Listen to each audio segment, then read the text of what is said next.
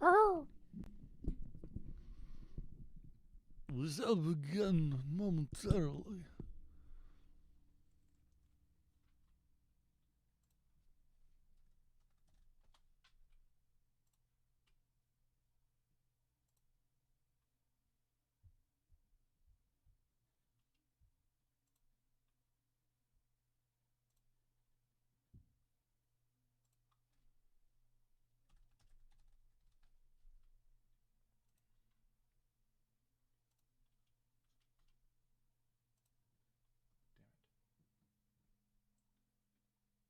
Seriously, dumbass.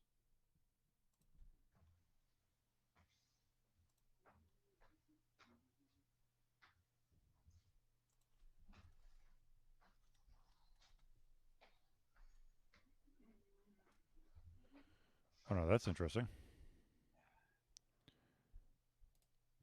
Because I'm a moron. Great.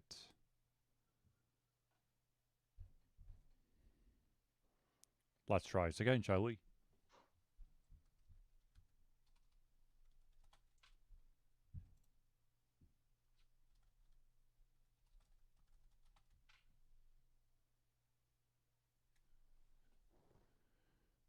What the hell? Yeah, I'm just a moron. Yeah. You move one thing around, the next thing you know, you don't know anything.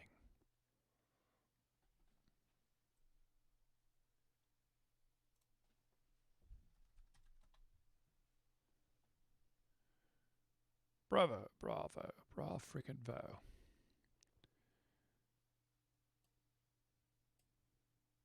Nope.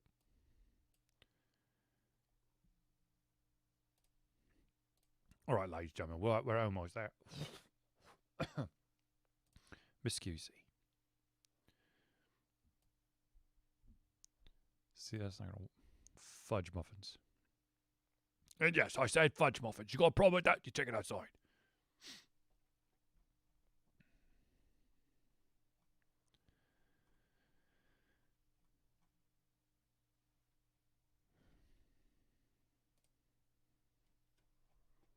Let's see, let's see, let's see.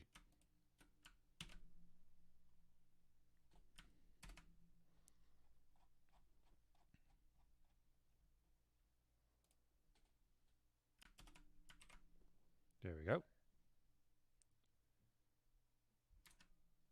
Wait. Oh, there he is. All right.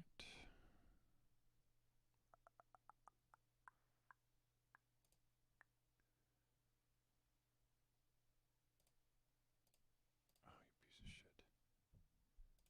Really? Damn it.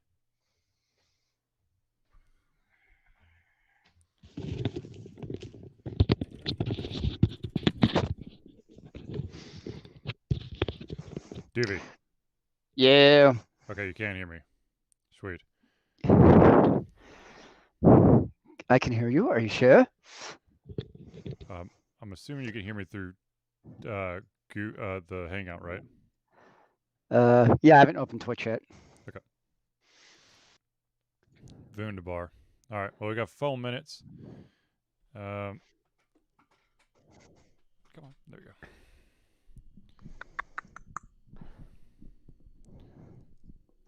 I think maybe I'm too zoomed in. Let me see what I can do about that.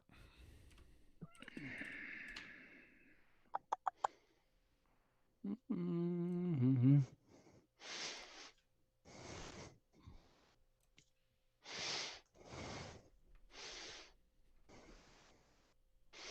Oh. Never mind. I figured it out. I'm so proud of you. All right. So, if everything goes according to plan, there should be a slight change. Okay. With the friends of the show. Okay. They're going to be recordings. So I did a test. I did a test recording, and it picked everything up. So I won't actually be reading from the script. It's already been pre-recorded, so I can't Okay. bumble over my words. Well, because I was going to actually recommend that we don't do all of them every single week. It's Too a late. lot. It's like 10 to 15 minutes of. I think it's wasted time, but that's just me. Of the friends of the show. That we do it every single week, and it's the same thing, pretty much verbatim. Yeah, Yes, like I would it's advocate 3 alternating minutes. them. It's 3 minutes. Okay. And half of them actually pay. So we got to. It's That's usually when you see me zone out. Well, you want to read some? I'll let you read some so you don't have to zone out. No, it's not that. It's just the same repetition every single week. In that, the entire show, though? No. I mean, I guess we have the same arguments every week, kind of. I don't know what the hell that kid's doing up there, but... Huh? What? What kid? What? Brody, all he hears... Oh. Sounds like he's sawing something. And, matter of fact, he probably is sawing something. He probably is. He's probably sawing your house in half. No, he's trying to make dog beds out of boxes. Okay. I like it. Hey, whatever lets him sleep at night, right?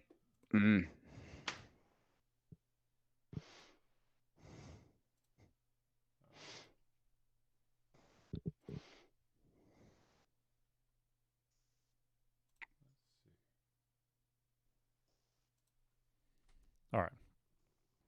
Uno momentos, literally. It is indeed Uno. Yep. And of course, I'm going to be like a minute and a half too late because I didn't do something until just now when I remembered that I hadn't done it. So. Did you forget to breathe? Once again, I don't know what you're talking about. What is this breathe? Oh, if we run out of time, I have a topic for the show. Okay. Did you say if we run out of time or if we don't run out of time? If we do run out of time. No, if we don't run out of time, yes. I was like, that's your point. Yeah. It's more of a rant, really. Uh-oh. Zelius and rants. It really doesn't happen often, let's be honest. That's usually your domain. All right, well. You know. Let's do this. Ladies and gentlemen, without further ado, we give you the show. Hit the record button, stupid. We have a show? Yep. Right now? Yep. Oh, TikTok! Here we go, ladies and gentlemen.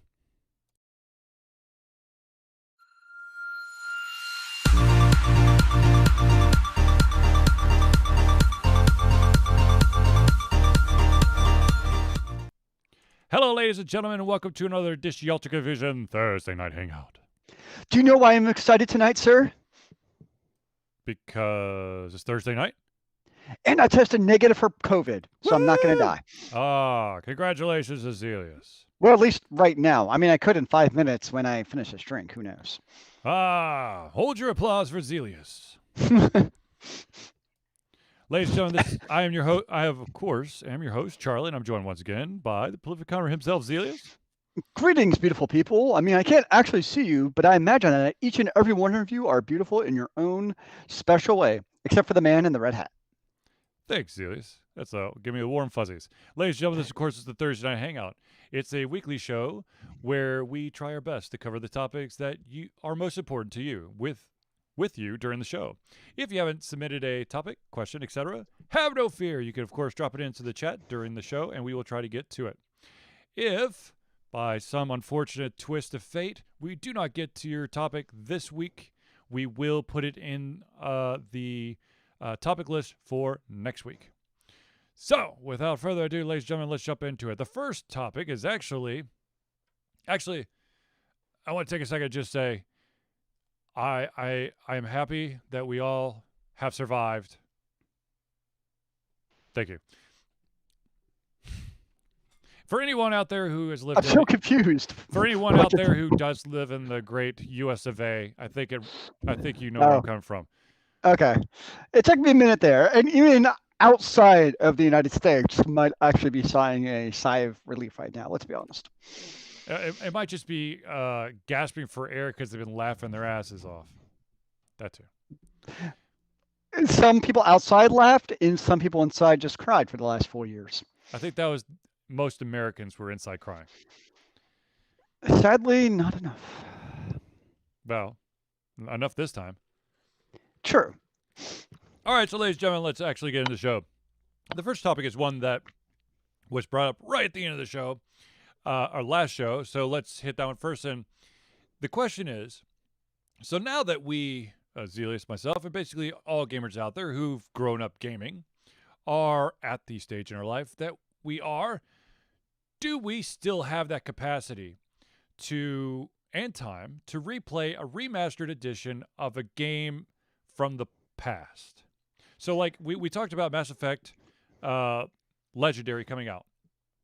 Do we actually have the strength, the energy to actually play through the entire thing? Or are we going to, is it going to be one of those instances of you buy the game and maybe you get around to it, but it turns out that you buy it just for nostalgia's sake and it may just collect dust?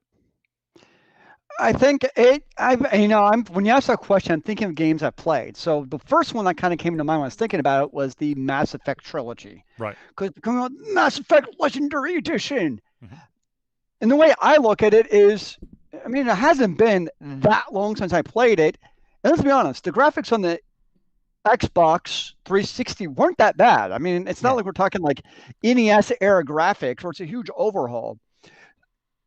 So for me, I mean, I might do it, but it's not something where like, oh yes, I have to go do this for a replay. Another game that came to mind, but another one I'm looking at. So I finally did get a PS5, but a game that I played back in the PS2 was Kingdom Hearts. Okay. And that is a game I really, I mean, that's been a long, I mean, we're talking 20 years since I played that.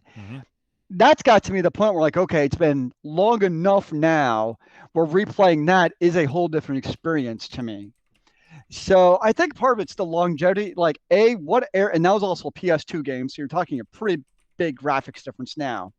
So I think you're talking one, and let's be honest, they have a lot to do with each other, is how old is the game, which usually involves then what era of your gaming are you from? And I guess I look at, Mass Effect is a series I wouldn't mind replaying again, but just the graphics increase between the 360 and the current gen console. I mean, yes, it's going to be graphically better, obviously, but I don't know if that alone is going to be what forces to be like, oh, I have to replay this. I can understand that. I personally, I think I'm basically in the same boat. It would have to be a game that absolutely would blow my mind. I would, but then again, if it's that good of a game, I've already played it. So I don't know how invested I would be at the end of the day, It's just, I think part of its time, I mean, think of like the Mass Effect trilogy. I mean, you're talking over 100 hours easy for all three games. absolutely. Easily. And so it's, I'm playing right now through I'm totally going to butcher this, Nier Automata. And you're talking, dozens of hours for that game. Right. And that's a lot of those RPGs. You're talking lots of time. And I think something you also kind of have now that we didn't have growing up when you could sink hundreds of hours into a JRPG was all the streaming, right? Like you could you would sit and you would know, you knew Fox had The Simpsons at 8:00, right? Outside of that, though, there might not be anything on TV. Whereas now, at any time, you actually now have a different choice to make in terms of that entertainment of a console game or PC game versus on-demand video entertainment like through Netflix or Disney Plus now or any of that stuff. And I think that really grabs that kind of TV entertainment time much more than when we were growing up. So, to be honest with you, I think that RPGs, as much as I would love to say, I'll come back and I'll play all of Mass Effect, I think in actuality, when I think about what genre I would probably most likely to actually play a remastered of, it's going to be, something that's, I don't want to say simple, but something a little bit less complex than an RPG. The immediate one that comes to mind is when you see like the remastered Super Mario Brothers games. Hmm. That I would most of them, hell, I'll jump right back in and give it a whirl because yeah, it takes it definitely had some link to it. It's not like you could sit down. Well, you technically probably could sit down and in one sitting and play it all the way through, but with our advanced age, it probably hurt our asses. But it's one of those that you can devote time to, basically regain the skills of learning when to jump and when to you know do all the timing and stuff. It's a little bit less complex than remembering all the little nuances and extra buttons and all that stuff like an RPG has. Like the crafting system or Yep. the leveling up and all that stuff.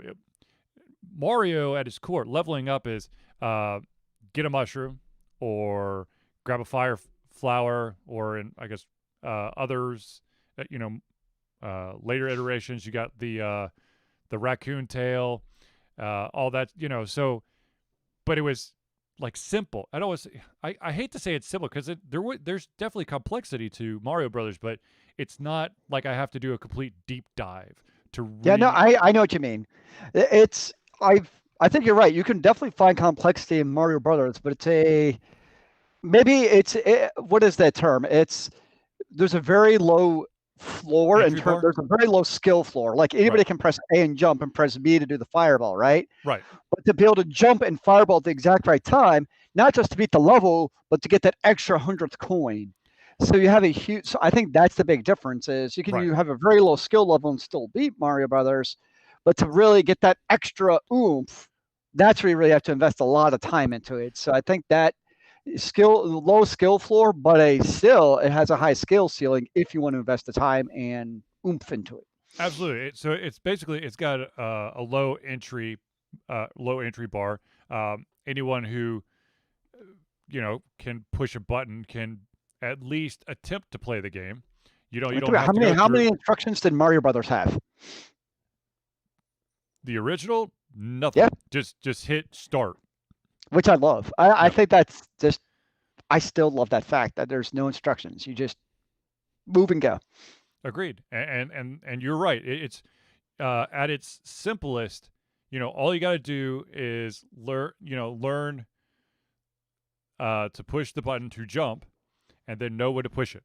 Then of course there's a bunch of other layers to it. There's secret areas. There's Sure. try to collect as many coins. Ways to strategies to go through the game the fastest. All that stuff. There's things that you can tweak and perfect. Um, that in the long run, yeah, you probably sink in a couple extra hours, but it's not a replay of like a JRPG, which could be an additional 30 hours. So, Yes. so yeah, I mean, with the as of right now, I would love to get my hands on the Mass Effect Legendary remaster. I don't know if I'd actually play it if I have the time to do so. But the other thing is another game that has been popping up a lot is I guess the past year or so is the Kingdom of Amalur Reckoning, which of course I is saw now that. called Yep. the Re-Reckoning. Because it was a re-release. The studio that first came out with or developed the game is now defunct because Kurt Schilling is not a very good businessman.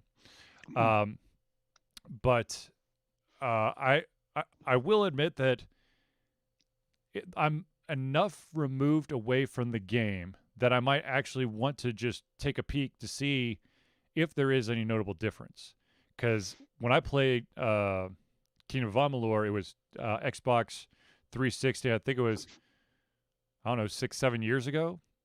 So I might be willing just to take a peek. I don't know if I'd be willing to sink in like a huge chunk of time, but if I jump in and it grabs me, then yeah, sure. Yeah, I mean, from what I've read, it's a fun, basically action RPG. Yeah. Is really what it comes down to. Yep. All right. So, um, bit of other news, and for those out there who remember or are very passionate about movie or video games to movie crossovers or all that fun jazz, um, you may have noticed that there is yet another Mortal Kombat coming. Mortal Kombat. Yes. And the plot has been revealed. So I just want to take a second and read the plot to you. To me, Mortal Kombat is a very fascinating movie, in most part, a very fascinating movie franchise, simply because they actually attempt to keep close to the source material. It's a fighting game. There is a little bit of story here and there. There's not a whole lot, but it's a fighting game. And at least the first two movies, it's centered around the fighting and, trying to go through a tournament to save the world. So here is the plot for the upcoming new Mortal Kombat. In Mortal Kombat, MMA fighter Cole Young, accustomed to taking a beating for money, is unaware of his heritage, or why Outworld's Emperor Shang Tsung has sent his best warrior, Sub-Zero, an otherworldly cryomancer, to hunt Cole down. Fearing for his family's safety, Cole goes in search of Sonya Blade at the direction of Jax, a special forces major who bears the same strange dragon marking Cole was born with. Soon he finds himself at the temple of Lord Raiden, an elder god and the protector of Earthrealm, who grants sanctuary to those who bear the mark. Here, Cole trains with experienced warriors Liu Kang, Kung Lao, and rogue mercenary Kano, as he prepares to stand with Earth's greatest champions against the enemies of Outworld in a high-stakes battle for the universe. But will Cole be pushed hard enough to unlock his arcana, the immense power from within his soul, in time to save not only his family, but to stop Outworld once and for all? I mean, if you stop him once and for all, how do you have a sequel, man? Okay, so in the first one, it's like Outworld won so many in a row, and if they won 10 in a row, then Earth was up for grabs or something like that. Yeah, it's like they had to stop the streak, and that was pretty much the extent of Mortal Kombat 1. Well, the thing is, I think that it was straightforward, man. No, I know, but this plot line's basically pretty straightforward. Yeah, can we stop Outworld once and for all? Probably not. Can they delay Outworld? Yeah, they probably could. I mean, thankfully, it doesn't. I mean, granted, the movie's not out, but it doesn't sound like a terribly convoluted. Like, it's actually now a action spy thriller where Raiden is actually now the god of Earth and rock, and he's changed forms, and now you have to crawl. Like, it's not like some random convoluted plot. Like a lot of movies happen. Just straightforward karate / action flick, whatever you want to call it. Yeah. And I do find it interesting that instead of being like a martial artist, they made it a point to say MMA.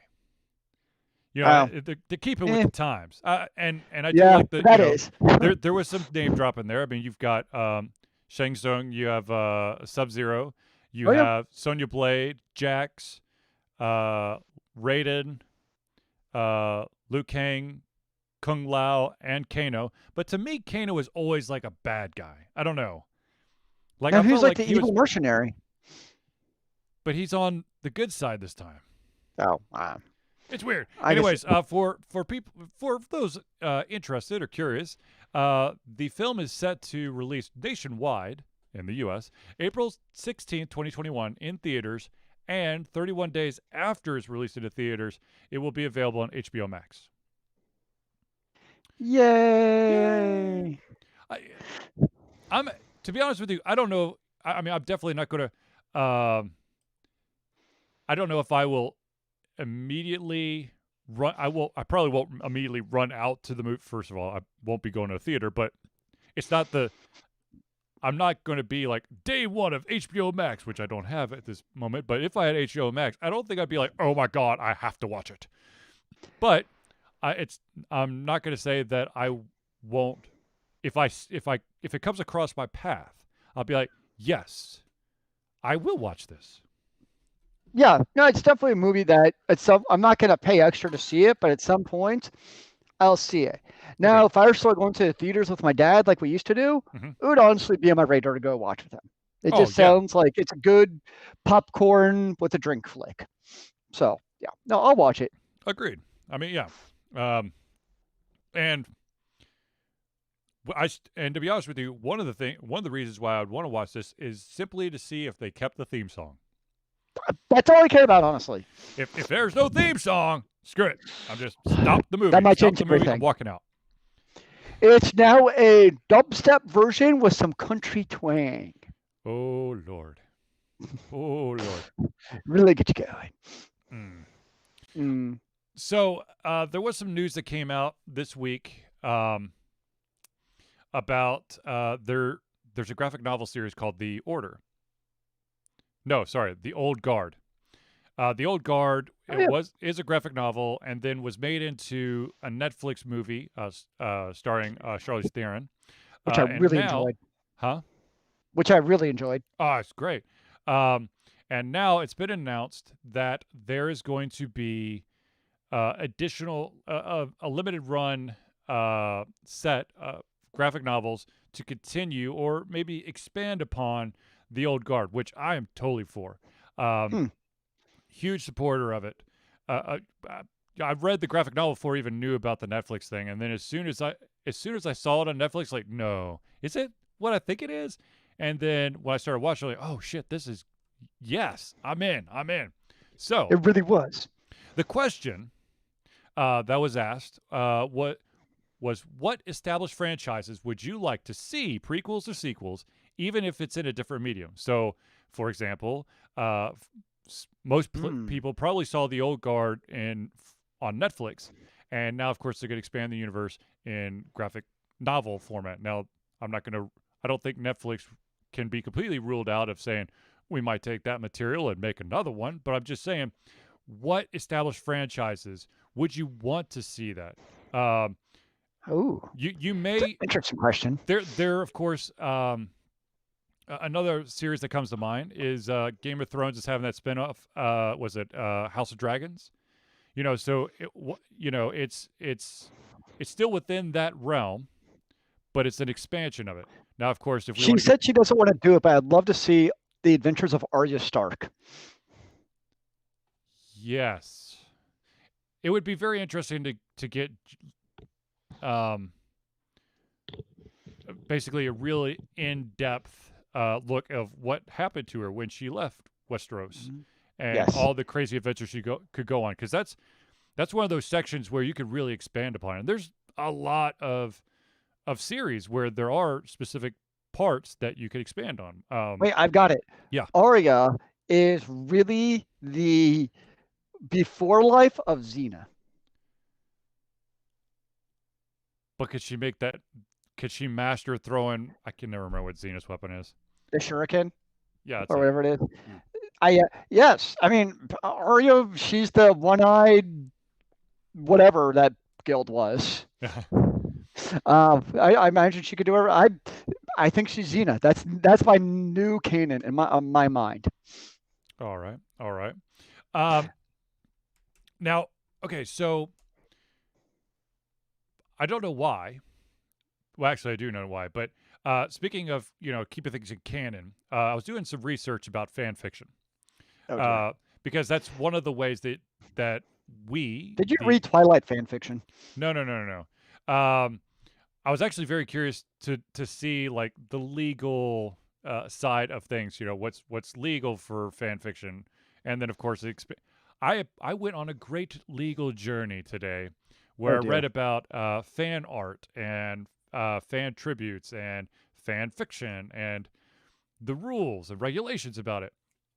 And I do find it interesting uh, that there are definitely specific series, be it book, be it movie, be it video game, that the creators actually encourage fan fiction to help, fill things out. Um, if for individuals like Zelius, who were huge fans of Buffy the Vampire Slayer, Oh yes. once that TV series went off air, Joss Whedon actually came out and said, the best thing you could do is go find some fanfic and during our normal TV slot, just read some fanfic about Buffy. It's going to be worth Hmm. your time. Now, of course, Interesting. there are those authors out there who will, or I guess IP owners out there who don't want anyone to touch their stuff, or they have very, very strict rules. Um, One that makes absolutely total sense is the fact that J.K. Rowling is pretty okay with almost everything until it revolves around sexual content and the characters. Yeah. Um, because that's a little bit outside of the scope of the series. Now, uh, that being said, I mean that's the same guidelines that a company like Capcom is doing when it comes to your commentary and your depiction of their products. You know, they want to keep it within basically that age range of the main consumer. Uh, Yeah. Well, they're certainly not going to okay it in any way. I think, I mean, I'm assuming at least, there's a lot of sexual Harry Potter stuff. oh, absolutely, but And as it's long as it's buried. not, what's that? It's buried like deep, deep, deep in the web. Yeah, if you want to look for it, you could find it. But you know, on some of these, like, there's basically websites that are hubs for fan fiction, basically just like hosting sites for Yeah. fan fiction. I think it's like fanfiction.net or something. It's one of the big ones. You're not going to find it there. I mean, you'll have to do a deep dive, and even then, uh, the power of an IP owner is such that they could do takedowns not only for the website but also on search engines. They could actually uh, force Google to basically de-index all references to your fan fiction or serve you a cease and desist, or which apparently if shit starts really going crazy, it's like a bare minimum of $750 fine, but it could get much, much worse. So be careful, but have fun. But the interesting thing is, so I've gone off the question. I apologize to the person who submitted this question, but I do find it's such an interesting landscape of what you can and cannot do when it comes to fan creation, fan depiction. We talked about it off and on constantly, about fan art at conventions, about individual, fans coming together to create, works of art or movies or books or having charity events. Nintendo, of course, is notorious for going after like fan events that they don't sanction. There was that charity event that I think it was they were trying to sell like custom skins for the Joy Cons for the Switch, and they got a cease and desist, and they wanted to do. Then there was also that tournament where they had to use like a third party piece of software to allow for LAN play, or no, sorry, not LAN play. Allowed for online play because of COVID, so they continue to have their tournaments and stuff, and of course that's a big no-no. So it was very interesting. I lost myself in all of the legalese and what you can and cannot do, and how much power the IP holders have, and how most takedowns you don't need a reason. They don't have to give you one, and you may never find out who was, I guess, in charge of issuing that takedown. Well, yeah, no, I mean, nobody's going to, none of these websites even have the power to challenge the takedowns if they wanted to. Oh, absolutely. It really, there's nothing you're going to do about it. Right. I mean, that's the way the law is structured right now. As soon as the funny and the most unfortunate thing is that you don't really need to have proof. You can order a takedown, and there's a very good chance that that an individual, a content creator like myself or Zelius or anyone out there, may get hit with a takedown. Sometimes you are informed that your content's been taken down. Most times you're not, and you'll just wake up one day and look at your stuff, go, wait, where the hell did this go? And it's because of takedown. Once again, the they, you don't have to be notified. You don't. There doesn't have to be a reason. And oh, by the way, we are in such a weird ass world that if someone goes, "Hey, Google, you got to take this off. That's my stuff." They don't even have to prove that. Apparently, it's quite the practice for rival companies to go after each other and had offered and issue takedowns to try to jockey for better indexing on search engines. That's actually really funny, to be honest. It is, and you would, but it's also like really scary that that's the extent and the I guess the super abusive way of doing the power using the power. But still, I mean, I think that's smart. no, absolutely, yeah. As you know, as a capitalist, Like, you know, haha, I will fight you to the death. he's like, I want any advantage and all advantages that you can offer me. Uh, of course, the big question, the gray area, I I bounced around to like 5, 6 different websites, so I can't tell you exactly where I got all this information. But and I'm paraphrasing some of it, From everywhere. but it's from everywhere. But there are a lot of people out there that were like, with what are the myths of, well, if I do a sound bite that's only 6 seconds long, I'm safe. No, you're not. That's an urban legend. That's bullshit. It's actually one of the websites I said is that once website that I visited actually stated in there is if you are looking for loopholes, then what you're about to do is illegal and just save yourself some trouble. Don't even try to do it. Yep, it's not going to work. Too bad. Of course, I was like, okay, well, what about like, of course, fan fiction, fan art, all that stuff, and it all goes down to fair use. And if you want more information on fair use, just Google it. It is very vague in some shape or form. And if you want to know an individual who truly has mastered the art of fair use, then look no further than the musician, the very famous, very talented Weird Al Yankovic. He has that Well, shit down on lock. he's also in a whole different class because he's also making a profit off of what he's doing versus us lowly plebs who are just trying to do it for fun. He's in a whole different ball game.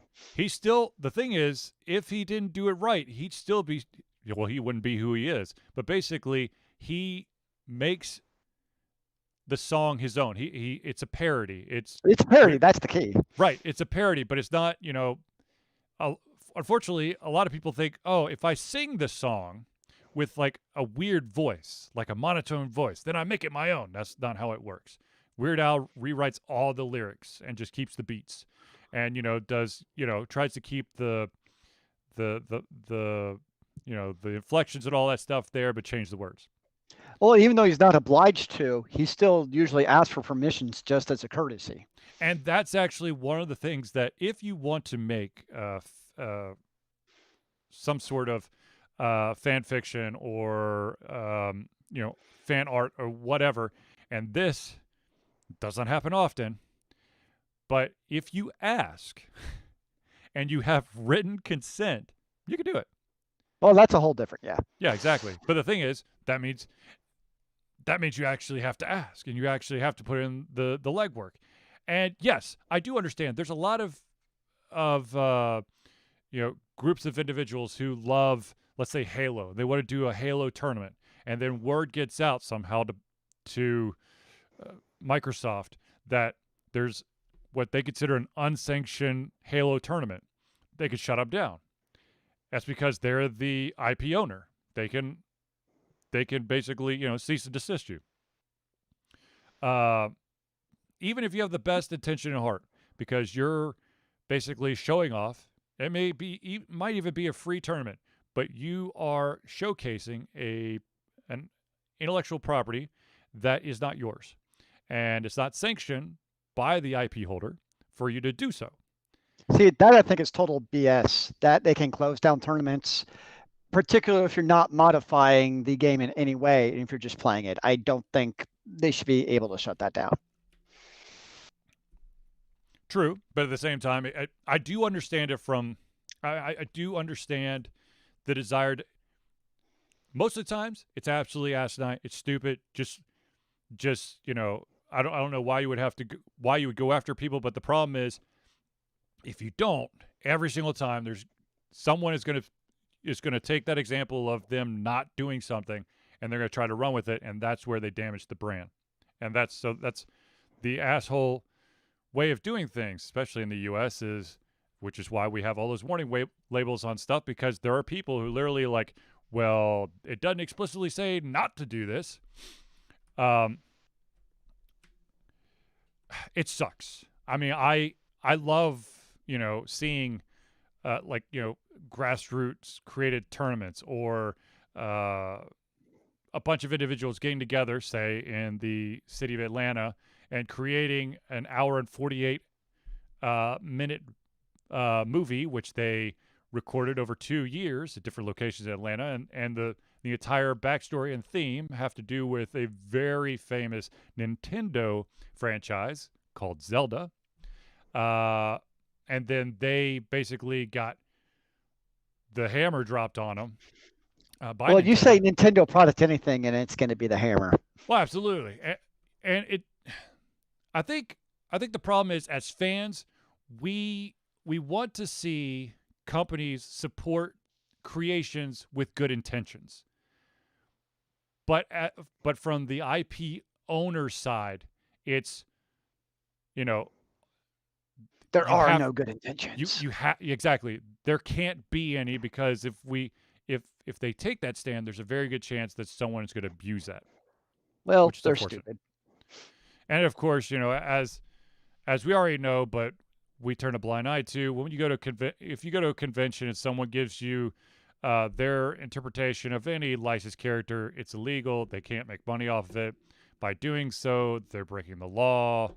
Blah blah blah blah blah. But people are still going to do it because companies aren't going to be able to go to every single convention or every single website or every single wherever the hell else, street corner, if you're selling stuff, Yeah. Well, yeah, that's where you see all the fun fanfic is at the conventions, or saw, I guess. Yeah. Oh, I need conventions so bad. Okay, so getting back onto topic slightly. Wait, weren't we on a topic? I'm very confused. We were, but I need to get back to the list of topics that were asked of me. Okay, here's a question first. Is it possible for a new title that comes out to not have issues on launch day? Is it like a prerequisite now that every big name title upon launch is going to basically screw the pooch? Okay, I think this is a begging the question type of question, because the obvious answer is yes, it's possible, but no, it's not happening. No, is it possible not to see this happen, is what I'm saying. If what is launch? Right. Okay. I think of a game, for instance, like Hades. Actually didn't have bugs on I'm sure you could probably find one, obviously, but it didn't have any game-breaking bugs when it launched, like on the Switch, for instance. But it was also in early access on, I know, at least the PC for quite some time. Well, actually, it was Epic Store. It was the Epic? Yeah, Epic Store and then Steam. So we've also, I think when we think of releasing a game, we're thinking in this context of going back to the original Mario Brothers. It came out on a console and boom, you're done. Mm-hmm. That model does not exist anymore. No. There's a game I love on the PC called Banished, and it's a city builder, and the developer hasn't updated the game in years. And I'm on the subreddit for it, and every once in a while, somebody will ask, like, where's the developer? Like, we haven't seen them update the game in years. Mm-hmm. And it's always a response of, like, that was the norm. Like, years ago, you didn't update a game. It wasn't like this random continuous update cycle. Yep. But now, if you have a video game and it's not like Banished 2 is out, it's like there's this expectation where the original is continuously getting some kind of update or patch fix or hot fix or something going on. And it's both, I mean, it's symbiotic because on one hand, the developers kind of created this cycle Right. in the forms of day one DLCs, season passes, and let's be honest, broken games when they come out. And now the gamers, because of that, we now have a different set of expectations for new games. Where when a game comes out, we don't expect it to be the same game 6 months from now. There's going to be patches and fixes and other things that come out. True. Um, I think this, I mean, given the current cycle, it's on the more extreme side, but look at Cyberpunk 2077. We knew when the game came out that there were going to be patches and all that stuff. I didn't think we hoped at least was going to be to the extent it's going to need to be to fix the game. Right. Um, but at the same time, you see that more and more than we ever did when we were playing video games back in the day, where you come out with games that are broken when they're released, basically. Mm-hmm.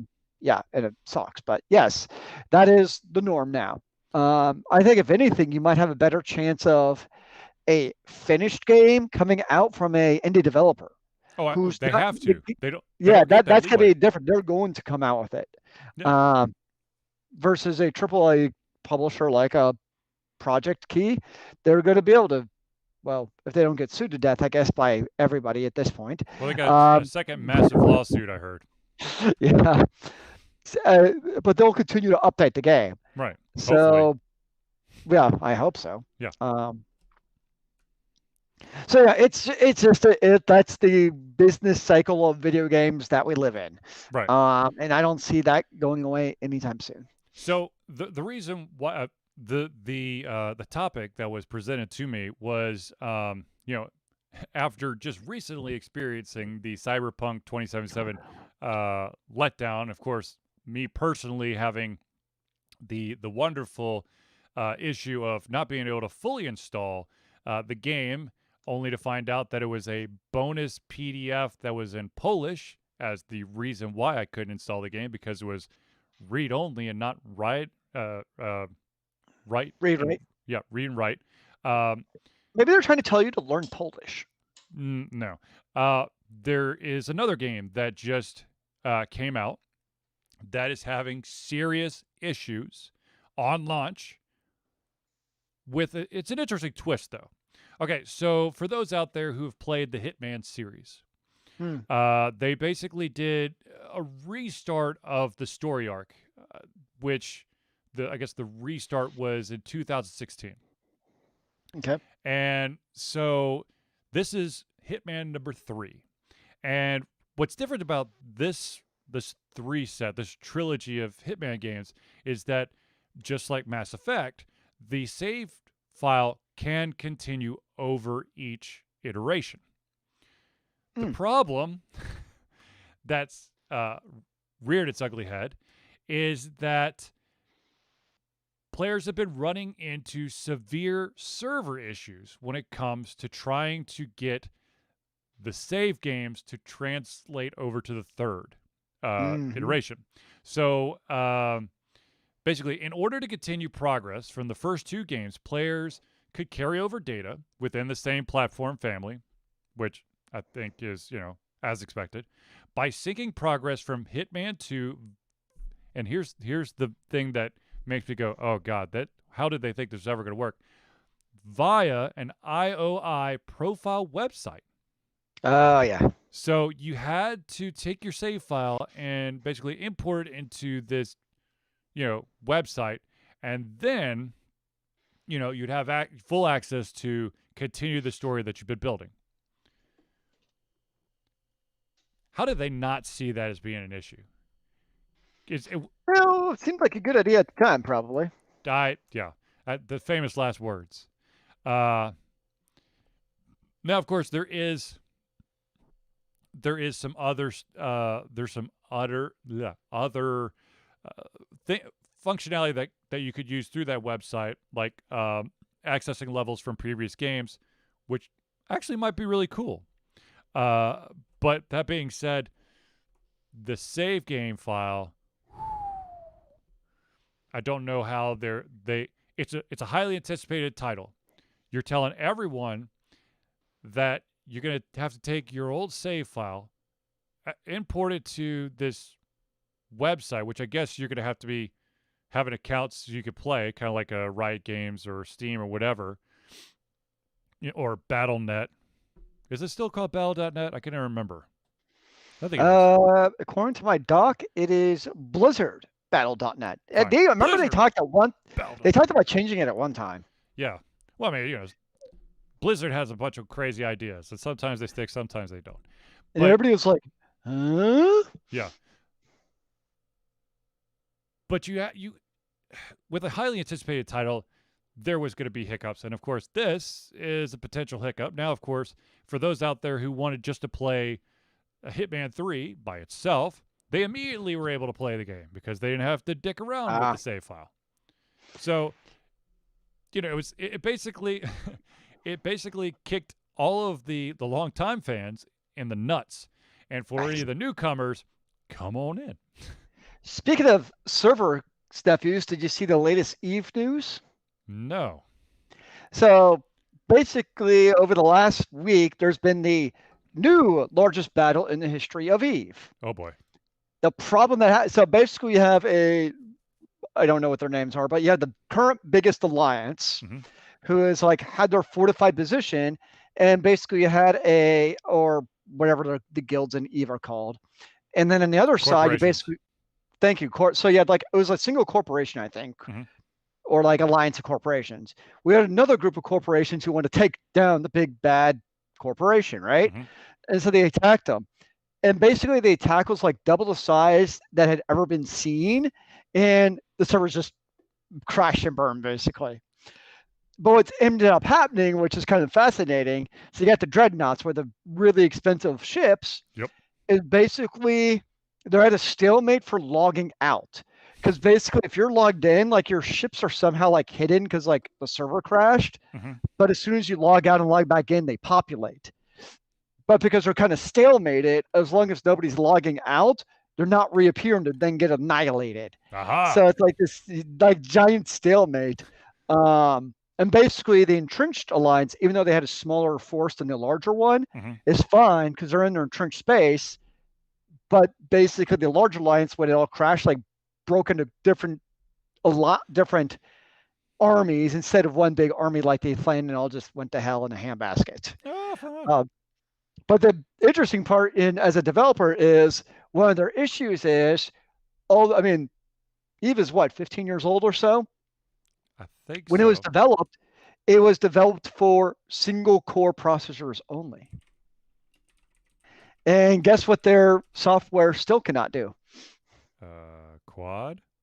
It's still their server software still cannot multi-thread.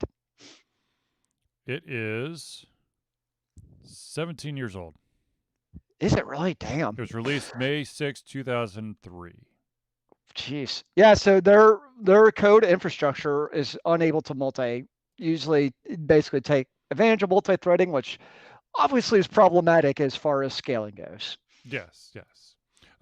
And to be honest with you, the thing about Eve, the very interesting thing about Eve, in comparison to most MMOs out there, is that most MMOs, they have different servers. Yep. Eve has always been a single shard. Everybody on one main existence, basically. Every single player is in that world. Of course, if you looked at the size of Eve, you would understand that that's probably pretty possible because you're never going to see that many ships or players in one space. But of course, apparently, the the algorithm was tested and it failed. But it is interesting though, because obviously players are not happy that this happened, right. But at the same time, Eve, because this is also for players. Talking hundreds of thousands of dollars in investment too. Yep. But apparently, like the players aren't also particularly upset because Eve is also not like reimbursing. Like some companies would like reimburse and try to fix stuff. Right. Eve is like, or it's actually CCP. It's like, nope, sucks to be you. But that's also been their policy from day one. Like they've anytime there's been an issue, CCP is like it's the wild, wild west.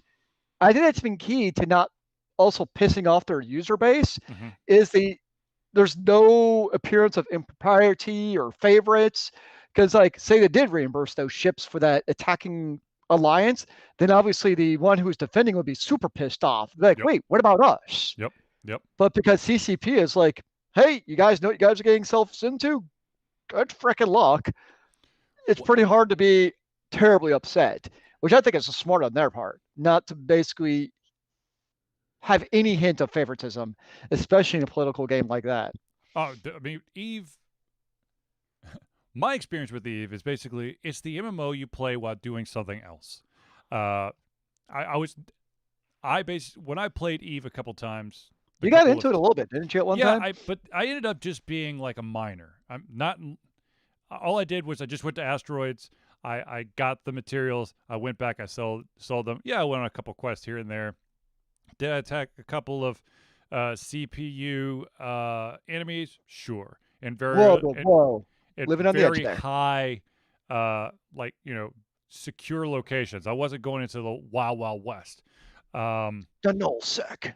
but I do. If you are able to, there is this extra level within Eve that is absolutely bonkers, but beyond impressive. One, you got these humongous alliances, and the interesting thing about these alliances is the when you have an alliance, you have the ability to like amass all members of the corporation's wealth into one spot. And there have been several uh, very interesting and famous, if you all you got to do is Google Eve Online, basically corporation bank heists. And they're individuals who have sabotaged corporations, stole all of the corporation's assets, and then given it out to everybody. And that's a huge ass deal. You got people who are part of like a over 2,000 player corporation, and they take everything because they've risen up the ranks of within that corporation, so they can position themselves to steal everything. It's like a movie in story in those respects.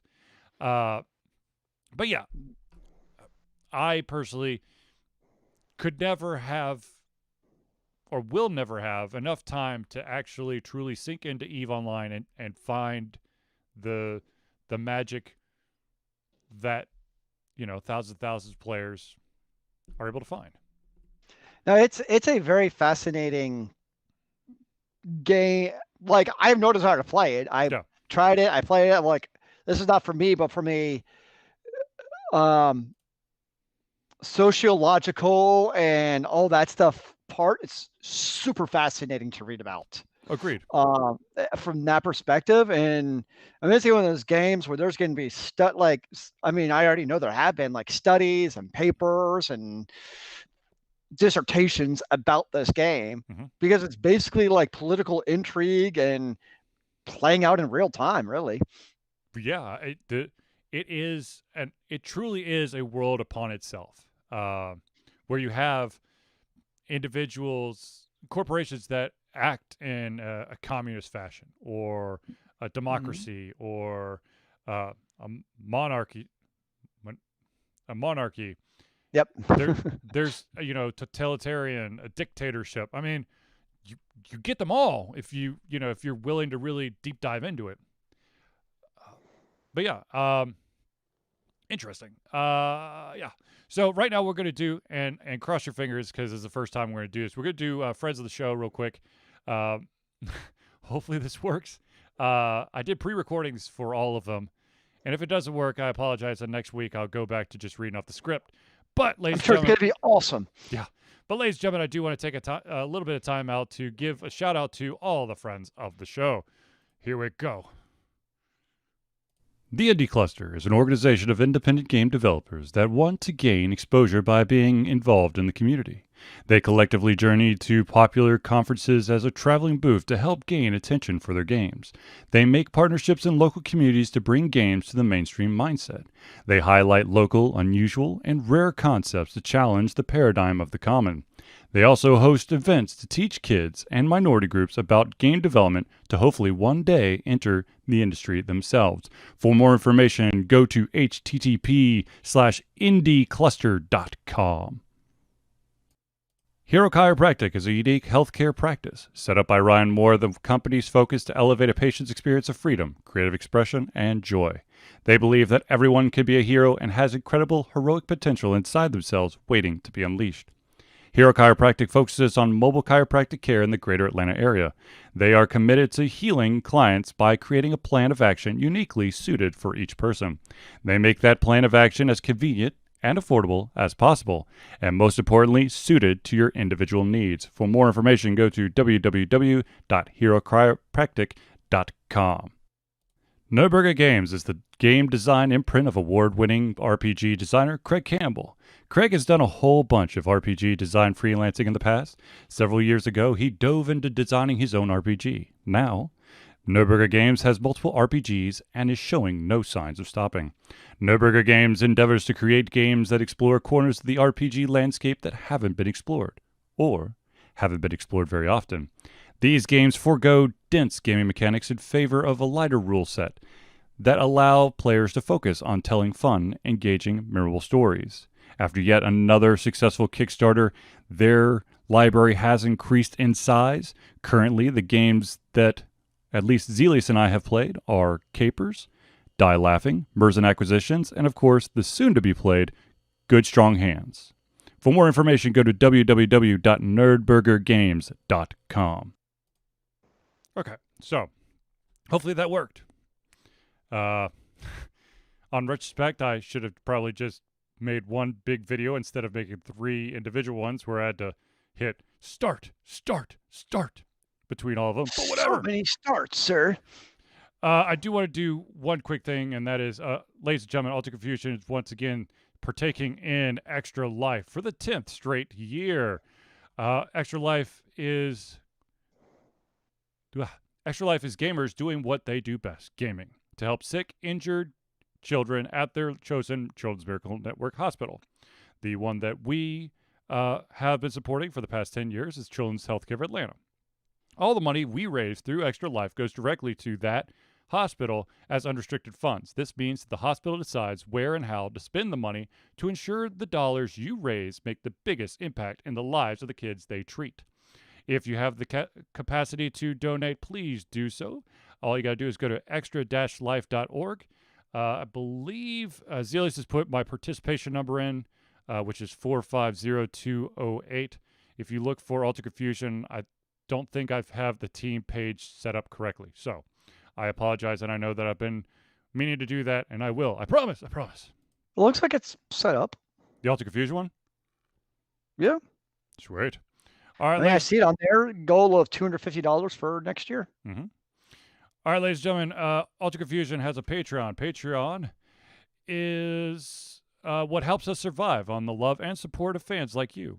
And so what we're asking for you to do is to become active participants in the work we love through a monthly membership. This membership gives you access to exclusive content, community, and insight into our creative process. In exchange, we gain a bit more freedom to do our best work and the stability we need to build an even stronger creative career. Currently, we have a $1 and a $5 option. $1 would be $12 a year, and of course, the $5 would be $60 a year, which, even in these crazy-ass times, I personally feel that at least the $12 a year would be something that's attainable for most people, and you don't know how much just that dollar a month means to Alter Confusion to help pay for hosting fees and, updating equipment, be it the new ring light that we're using or I'm using for the camera, or new software to help render the videos or the podcast. So it means the world, and I hope that, if you can, please become a patron at the $1 level. If you go at the $5 level, you get to be part of the friends of the show. There are a couple other ways to become friends of the show, but I'm not going to reveal them to you. No, really. You're not going to reveal them to me? How dare you? Not Zelius. I'll tell you guys Oh. later, but Zelius is here. Am I? Yes, you are. Ladies and gentlemen, also, if you wanted to send something physical to Alter Confusion, all you got to do is go to you have to send your stuff, your physical stuff, be a t-shirt, coffee mug, whatever, to 1551 Dunwoody Village. That's DUNWOODY, Village Parkway, number, and this is super duper important, number 88276. That is the P.O. Box number. If you don't put that there, it goes to the post office proper, and it will be returned to you within 3 to 5 business days. Dear. The city, of course, is Dunwoody, DUNWOODY, Georgia 30338. Now, I have received a package, and I have the package, but I haven't gotten. But here's the funny thing: I haven't gotten all of them from the post office. But I have a package. It's right here. I'm not going to open it right now. I'm going to make a video about it, but I know what it is. Yes. I'm excited. You can't just leave us hanging like that, sir. Something tells me that these are Funko Pops. Whoa. Well, I'm not sure how I feel about that. Now, of course, if you want to know what's in the box, you'll have to tune into the unboxing video that I am going to be doing in the next couple days. But I think I know what they are, but I could be wrong. Hopefully, I'm right though. That would make me super duper excited. All right, so ladies and gentlemen, I believe Zelius had a topic that he wanted to add to the show. So Zelius. Yes. So mine is more of I don't really necessarily have a question, but more of an annoyance. Okay. So I started playing, and maybe it's a question of, are there certain things in games that kind of turn you off, and you're just like, really? This is just anti-gamer? So let me explain. So playing Nier Automata, and one of the things is, it's like a lot of games, you could do multiple playthroughs, yippity skippity. But what kind of thinking earlier too about our replaying of Mass Effect. So one of the things in this game is there's these chests in the games, and usually you have to search for them. The catch is you cannot open these chests until your second playthrough of the game, when basically you're unlocking a different playable character. And I'm just like, this is BS. Because I'm playing the game now, and I'm probably honestly not going to play it again. And two, it almost discourages me from exploring, because most of these chests, they're hidden out of the way. You have to jump up and do things to find them, right? So I'm like, why am I even going out of my way to find these if I can't even open them? It's just to me, it's just a really cheap way to try to get you to play another playthrough of the game. But here's my question: is there a mini map? Yeah. When you find those treasure chests, do they get added to the mini map? No. So what they're asking you to do is, if you go explore, you're going to find these treasure chests. You're then going to have to either take a screenshot or a recording of where the hell you went to find that treasure chest, and then play it again to navigate your ass all the way back to that treasure chest that you might have found in the second hour of a 40-hour playthrough, so that you could gain that extra item. That, my friends, definitely. The sad reality is that's not a unique thing. I can't remember the game off the top of my head, but there are games that I've played a couple that unfortunately followed that as well. But they are more in main areas. You don't really, you'll be in a town and you go down to a back alley, which I guess is still hidden. But it's not you trekked out 30 miles into the woods behind the rock that looks like a bear's ass. There's a treasure chest. You're in a main city and you go down an alleyway, and all of a sudden you see the red treasure chest, which you do not have the correct prerequisites for the treasure chest. And it turns out that the prerequisite is that you have to do a new game plus.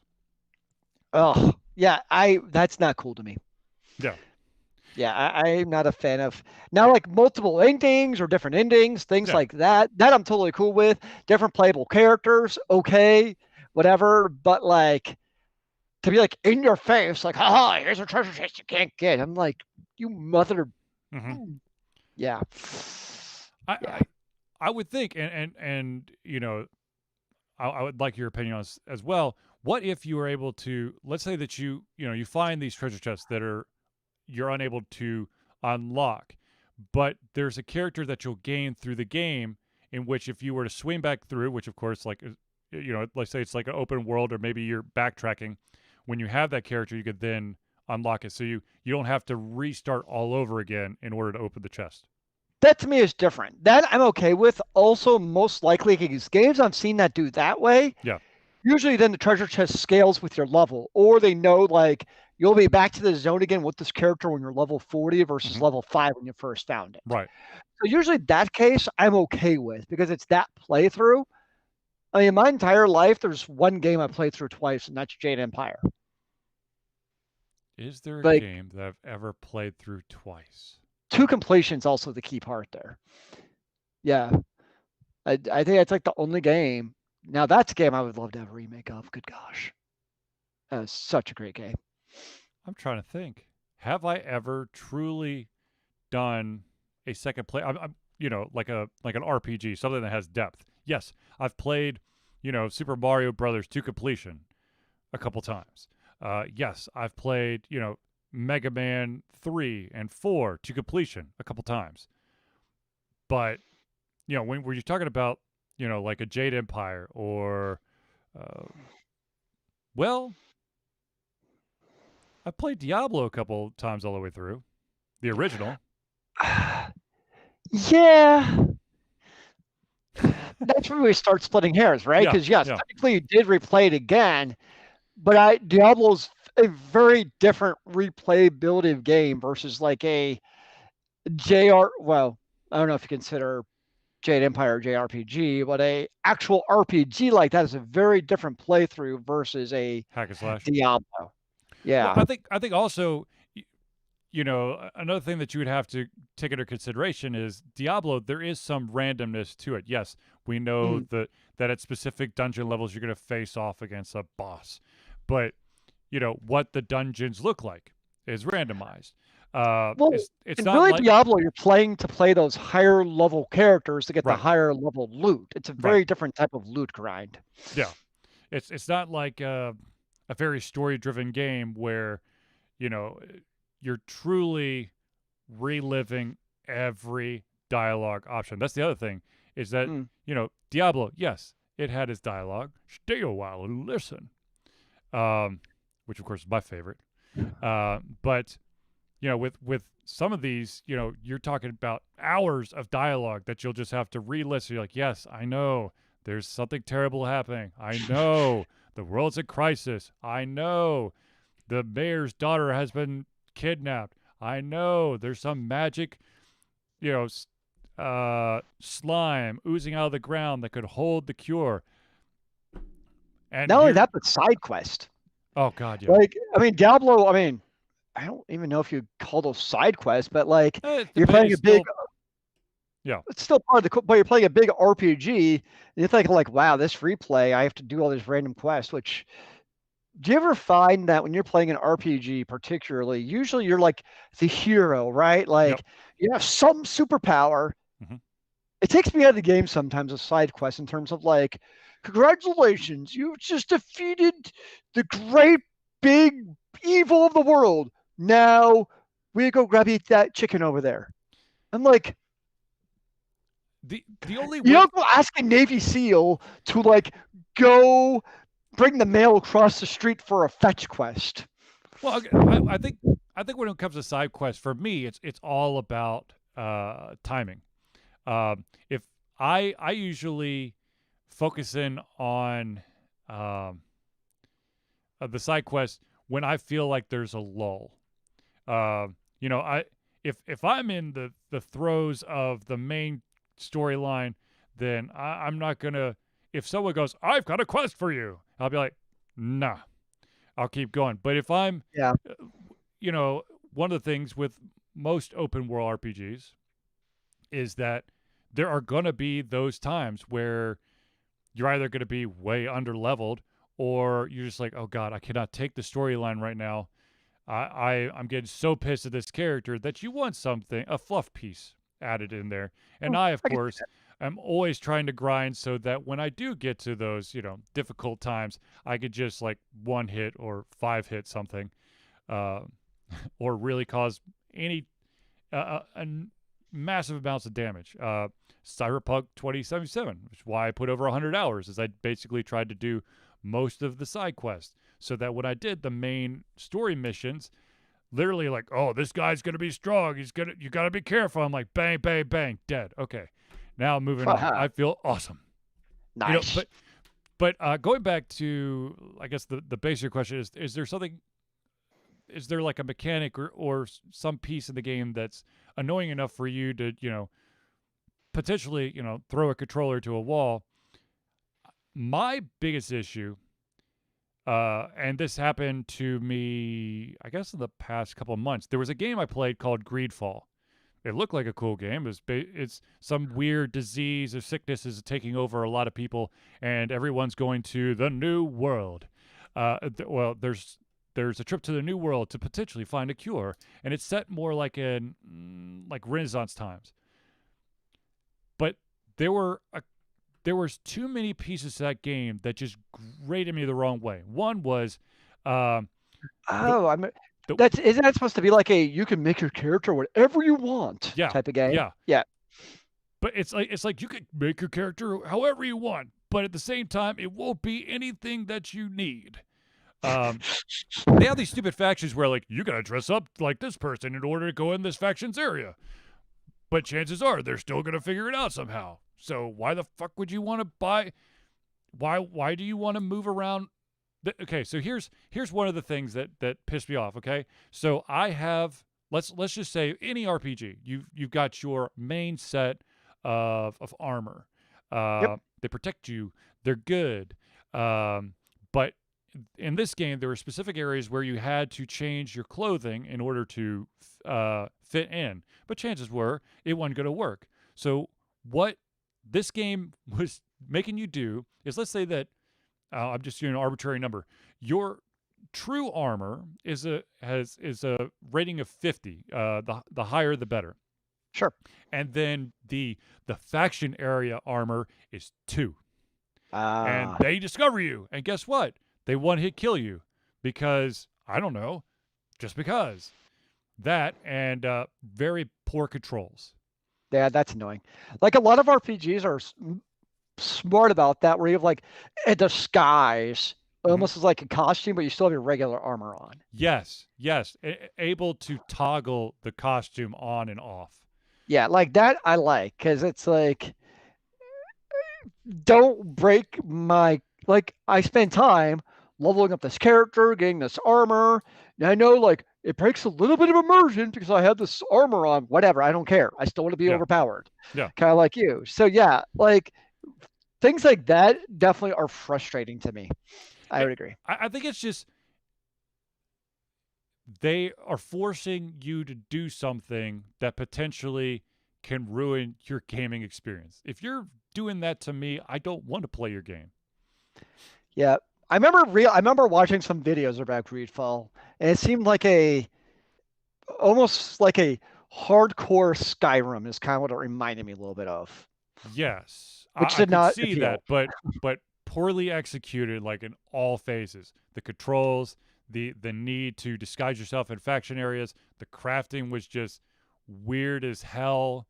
Um, about the Mm. only thing that kind of was interesting was the story. Hmm. But if I can't actually, navigate the game well enough and confidently enough, the story ain't going to save it. And it That didn't. I sucks. actually asked for a refund, Oh, which I did don't they give it do. to you? I don't even if the game is absolute garbage, I will try my damnedest to get through enough to feel like I got my money's worth, even if it's Oh, I know. garbage. You've slog your way through some games.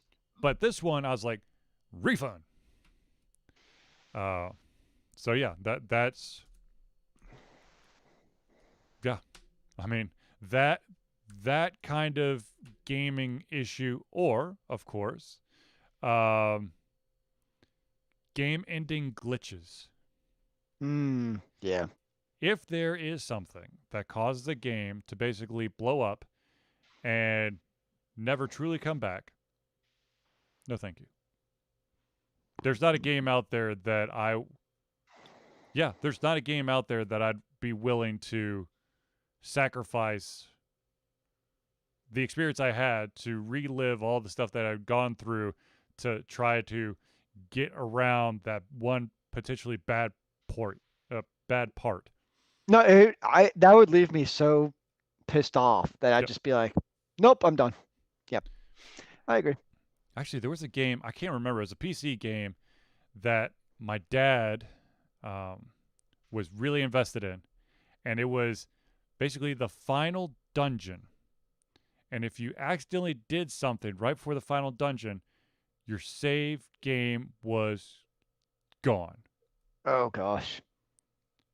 And he was like, I don't know what happened, but I'm going to try again. And he actually got right back to that thing. And apparently, I don't know how the hell he did it, but did the exact same thing. Save game, gone. And he never played it again. But still, Yep. that kind of stuff, no. Yep. No. That's pretty terrible. I It's mean, hell, terrible, man. there's a Switch game called, oh shit, what's it called? Black Sad, Pi- which, no matter what I do, you're able to get back to the autosave at the beginning of this scene, and no matter the the options or actions you took in this one scene, no matter if you did it in a different order, you chose different dialogue options, it crashed. It basically just got into an infinite loop on loading the next scene. Oh, I had my first Switch crash yesterday. I Oh can't remember what game no! it was. It was the first time it's happened to me. I was like, "Oh, that's Bastards. unfortunate." Hmm. Hmm. Hmm. Anyways, okay, so ladies and gentlemen, I believe we've reached the end of our show. So if you missed out on any of the topics, all you got to do is wait just a wee bit. In the next couple days, we will be releasing this video in both video or this show on either uh, YouTube in video format or podcast, Podbean. Uh, but without further ado, ladies and gentlemen, I'd like to thank everyone for tuning in to the Ultra Confusion Thursday Night Hangout. For myself, Charlie, and Zelia, it's been a pleasure giving you everything come our heads, our mouths, and of course, our hearts. We'll be back next Thursday for another Ultra Confusion Thursday Night Hangout. Remember, kids, keep on gaming in the free world. Amen to that, brother.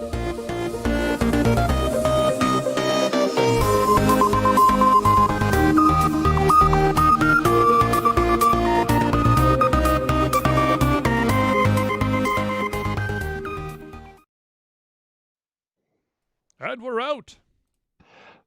Why do companies remove the wish list feature for their consoles? Like, I literally don't understand. What do you mean? Apparently, PlayStation, so I guess they overhauled, because I was trying to figure out my wish list, they overhauled the PlayStation Store for desktop and mobile where the wish list does not exist. You know, what my favorite thing is, you have a, depending on your device, your mobile or I guess handheld device, you either have the option or don't have the option to do purchases. What I'm speaking of is there is Amazon bought this company called Comixology, which is basically Oh, yeah. your digital graphic novels. On my Android tablet, which is old as fuck now, you can buy the graphic novel so you can continue your reading.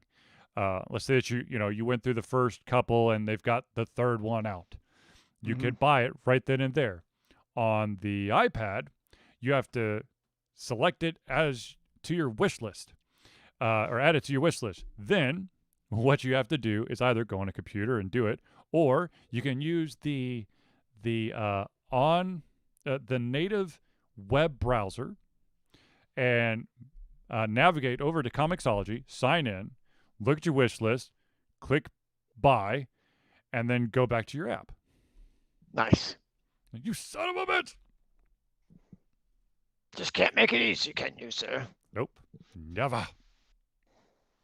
I do want to point out that I did something this past Tuesday that I haven't done in a long time, and it was frightening but also refreshing. And that was I went back to Legends of Runeterra. Ooh.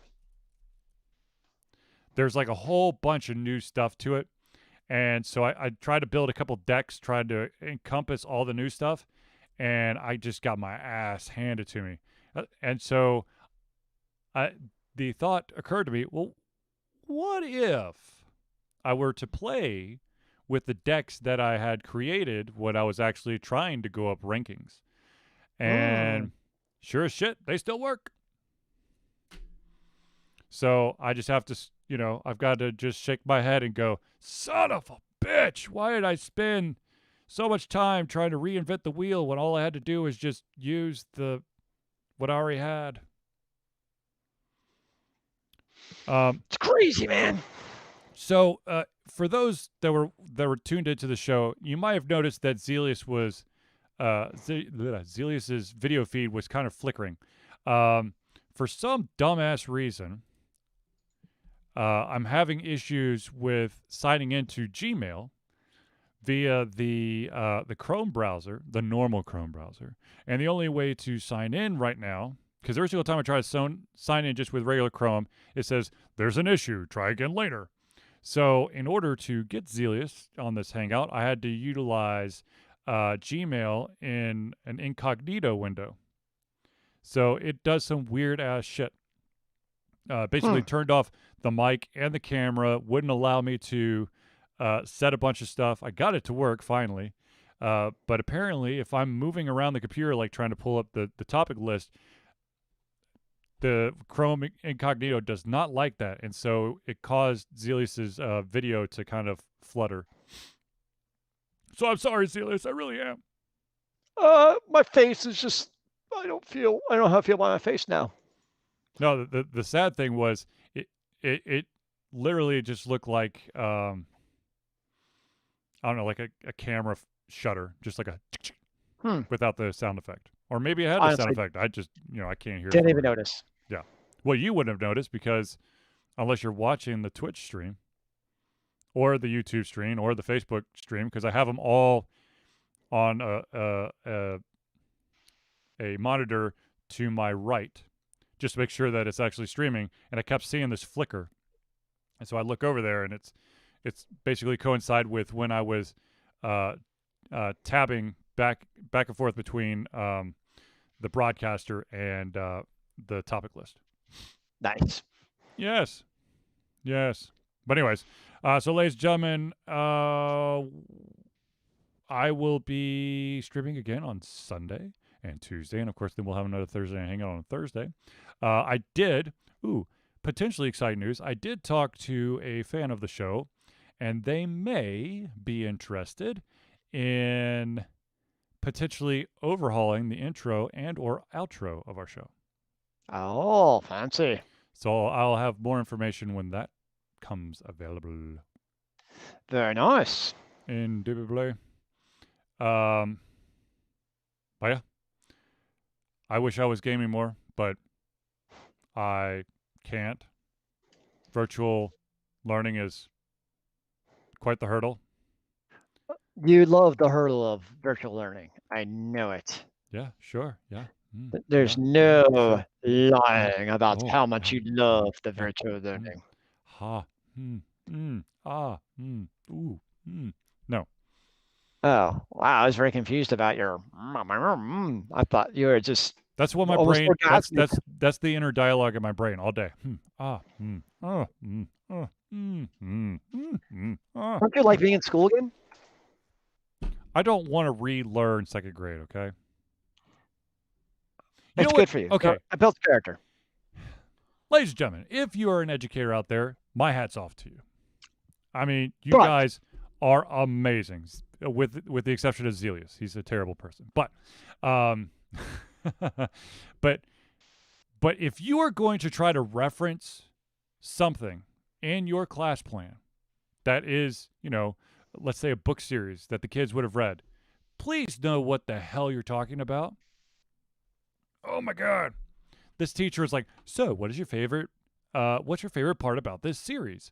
And the kids said some stuff, and the teacher's like, oh, really? Interesting. Is that actually in the series? It's like it's a main part of the series. Yes, it is. If you're going to try to have the kids tell you about what they like about a series, you better freaking know what the hell the series is about. That's actually very important to me. Like we're starting next week going through Unity. Mm-hmm. I'm going to do some game development. But I've spent probably this week, I've spent 10 to 20 hours learning Unity and going through all the videos before I tried doing it with the kids. Because I'm like, if I'm going to do anything with my students, I damn well better understand because they're going to have questions. Yep. Yeah, I need to know how to answer the questions that are like, that's my job, is to be able to answer those questions. Yep. So to your point, yes, it actually really does annoy me when like somebody doesn't take like, if you're not going to take the time to learn it, then don't do it, basically. Yeah. So no, that is actually a pet peeve of mine. Well, okay. So I'm not going to name the series, but basically it's on par with I don't want the series. It's not like Harry Potter, like Boxcar Children. No, it's actually funny you say Boxcar Children. That is actually in what the hell you call it? People can have free reign on it now. The whatchamacallit's over. It's I don't know who actually has control over it now. Nobody. It's what do you call that when public domain? It's in public domain now, so you can make your own Boxcar Children stories and whatnot. How did that happen? It's been out long enough, and no one has re-upped the information. Really? I did not know it was out that long. Yeah, the Boxcar Children is now in the public domain. How long is what? Yeah, that's crazy. I remember watching it when I was growing up, or not watching it, obviously, but reading it when I was growing up. I think you're lying.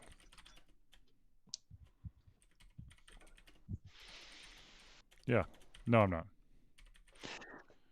I mean, that'd be very sneaky of you if you were, because I would believe whatever you said, really. I wouldn't know any better.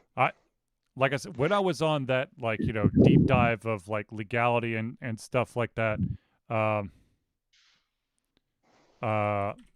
ran across the list of books that are now in the public domain, and one of them is Did you find some interesting facts? Most of them I had no idea what the hell they were. The Boxcar Children by Gertrude Chandler Warner is in the public domain. Huh. See, all kinds of So is facts. Sherlock Holmes, by the way. So you can make your own Holmes stories, which I guess technically you could consider them fanfic, but you can make money off of them. Which is why you see all those crazy... For a long time, I thought Zelius had a huge living room. God bless mirrors.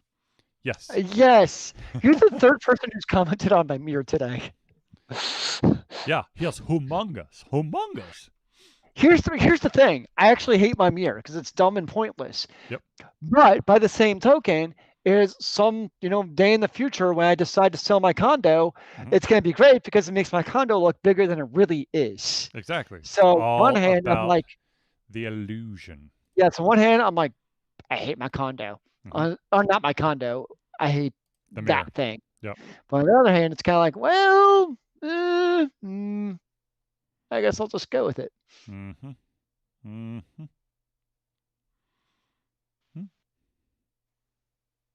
Wait, what? What? Opera browser now has a game engine to go with its gamer-focused browser? What? Huh? I'm confused. How does that work? I don't know. I'll have to research some more later. All right, ladies and gents, we're going to log off. Zelius and I are going to chit-chat for a second, but we will see you either gaming on Sunday or gaming on Tuesday or maybe just the show on Thursday. But until then, peace out, fools!